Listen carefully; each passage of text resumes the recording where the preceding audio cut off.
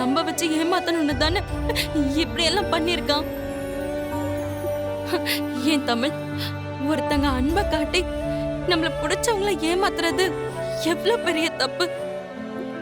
நான் பாவம் இல்லையா? இப்ப என் மனசு எவ்வளவு வேதனைப்படுது. அதெல்லாம் அவனுக்கு தோணாதா? ஏன் இப்படி இருக்காங்க? ப்ளீஸ் வர்ஷினி, அழாத. வர்ஷினி, நான் சொல்றத கேள. இன்னைக்கு நீ இருக்கிற சிச்சுவேஷன் எனக்கு நல்லா புரியுது. கஷ்டமா தான் இருக்கும். நாம இவரோட தான் வாழ போறோம் அப்படின்னு ஒரு பெரிய கனவு கோட்டையை கட்டி வச்சிருப்போம். அவர்தான் நமக்கு எல்லாமேன்னு நம்ம நம்பி இருப்போம். அவர்தான் மாப்பிள்ளைன்னு முடிவு பண்ணதுல இருந்து அடுத்த 60 வருஷம் வாழ போறதுக்கான எல்லா பிளானும் நம்ம மைண்ட்ல ஓடிக்கிட்டு தான் இருக்கும். அப்படி இருக்கும்போது மனமேடையில வந்து அவன் தப்பானவன், அவன் நம்மள ஏமாத்திருக்கான்னு அவனோட சுயரூபம் தெரிய வரும்போது உனக்குள்ளுக்குள்ள எவ்வளவு கஷ்டமா இருக்கும்.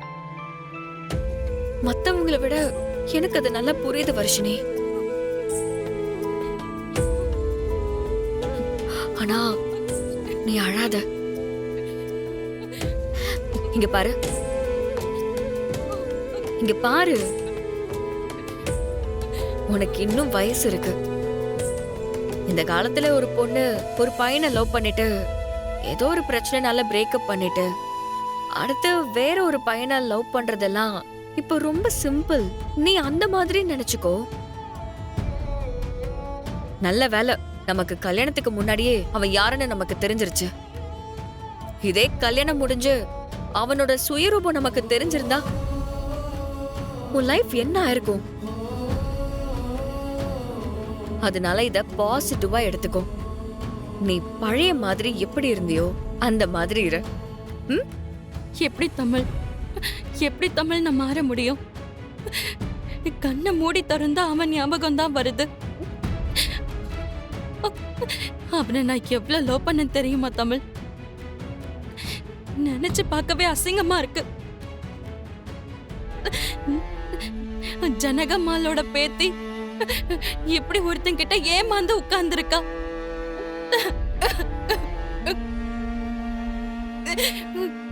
ஏமாற்றம், தோல்வி இது எல்லாமே பொதுவான விஷயம். இது எல்லாருக்குமே நடக்கும். இப்போ உன் வாழ்க்கையில நடந்துகிட்டு இருக்கு. நாம அந்த வலியோட உட்கார்ந்துட்டு இருந்தோம்னா தோத்துட்டதா நாமளே ஒத்துக்கிறதா அர்த்தம்.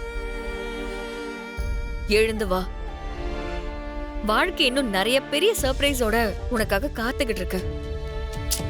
இதெல்லாம் ஒரு விஷயமே இல்ல வர்ஷினி. இன்னும் கொஞ்ச நாள்ல நீயும் வேற ஒரு லைஃபுக்குள்ள போனதுக்கு அப்புறம் திரும்பி இதெல்லாம் பார்த்தா இப்போ சீரியஸா இருக்கிறதெல்லாம் உனக்கே சிரிப்பா வரும்.